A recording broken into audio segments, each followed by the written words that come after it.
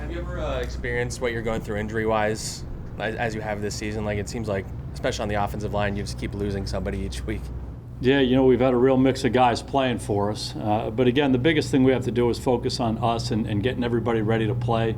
And a real credit to the players, not only the linemen, but the receivers and the running backs, all those guys who have come in, backup players, having more of an extended role. They're prepared, they're ready, and they're trying to embrace the opportunity. And the guys who are banged up are working hard to get themselves back as quickly as they can. But when you have a different combination of guys playing, you just got to figure it out and try to make it work.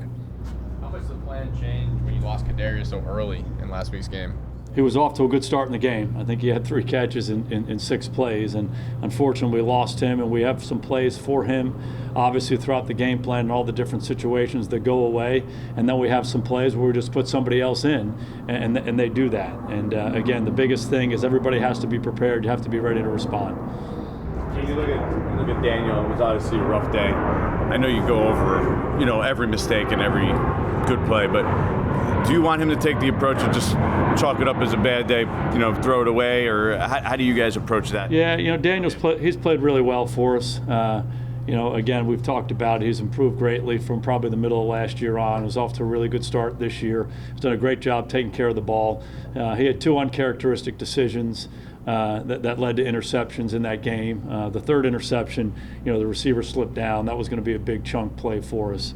But you just have to learn from those experiences, what was going through your mind, what you saw, and then you forget about it. And that's something that he does a really good job of. He's critical of himself, and then he's able to move on, and that's something he has to do in this area. You say on character decisions, was he just fooled on those? Is that kind of what you're?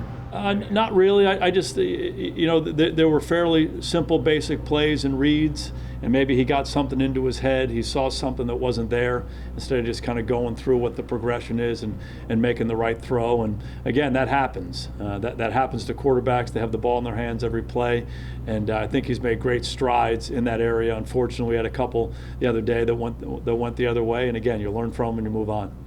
Jason, what's the best way to protect an offensive line that is struggling, like as far as scheme-wise? Yeah, I think there are a number of different things you can do. Running the football certainly helps the protection, throwing it quick, moving the quarterback, having extra guys protecting, getting guys out to get them open quickly. There's a variety of things you try to do every week to help your offensive line. Teams do it all around the league, and then you just got to try to settle in with some of the things that fit best for your team.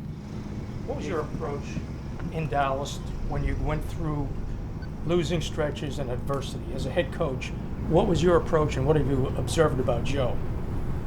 Not really my place to comment on Coach Judge. I think the biggest thing we all try to do when you have some tough times is just kind of settle back into what you need to do each day to coach your best and to play your best. And each day of preparation leads to an opportunity to play your best on Sunday. And so if you can get everybody focused on this, what we need to do right now, I think that's what gives you the best chance. And really applies to life too. I don't want to get philosophical, but somehow you have to learn from your past experiences. Don't worry about what's next. Focus on what you do, the task at hand right now. And I think that's what gives you the best chance to have success individually and collectively. What have you observed about Joe during this stretch? Again, not my place. Not my place to make any comments on that. But collectively, as an organization, that's what we're trying to do. Every coach, every player, and Joe's our leader, has done a really good job of that. Jason, what's the ripple effect of losing Andrew Thomas? Because obviously, I think anybody who watches film can see that you've had to help the other tackles more than you helped him. And the New Orleans game was your most downfield aggressiveness when he was shutting off the pass rush. So what's the ripple effect of not having him? Yeah, the positive is Andrew is really developing into a heck of a good player. And I think we've all seen that. He has a challenge every week when you play left tackle. Every week you put the tape on, there's a great rusher over there that he's got to go against. And I think he's responded really well to that. Again, probably from the middle of last year on, you start to see him settle in and playing at a very high level. And, when a player like that goes out, that has an impact on you. But again, the mentality is the next guy goes in. Matt Pert goes in there and plays. He's a young player. He's going to get better the more he plays. So, again, you're always trying to address what the issues are up front and try to help whenever you can. And sometimes the guy's got to block them, and that's just part of the deal. Andrew's been a good player for us. He'll be back quickly, but we're excited about Matt and Nate playing tackles for us. Those guys will do a hell of a job. How good is this front that Carolina brings? Really good. they're really good on defense. The defensive line is excellent. They got very good outside pass rushers.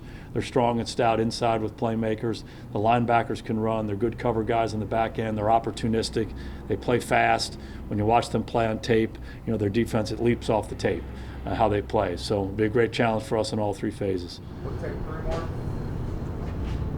When you guys are prepping, obviously they haven't had Gilmore yet, but a player of that caliber, when you guys are putting together your plan, do you have to do if he's here, this is what we have to gear around, or you just kind of focus on the scheme? Well, they have a lot of really good players, again, at all three levels of their defense, and he's certainly been one of the best players in the league at his position throughout his career. So the biggest thing we have to do is focus on us and playing at a high level, but you certainly have to be aware of a player like that and come up with a plan, if he is playing. But got great respect for him. He's been a really good player for a long time.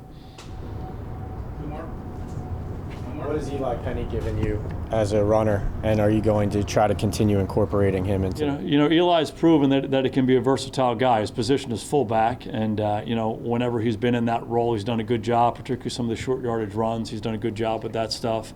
But when Saquon is out and Book's playing, Eli comes in and does a good job as a runner. And I think he's proven that at different times throughout his career. We have a lot of confidence in him doing that. He's a bigger back. He's physical. He finishes runs, but he also is athletic and has good feet.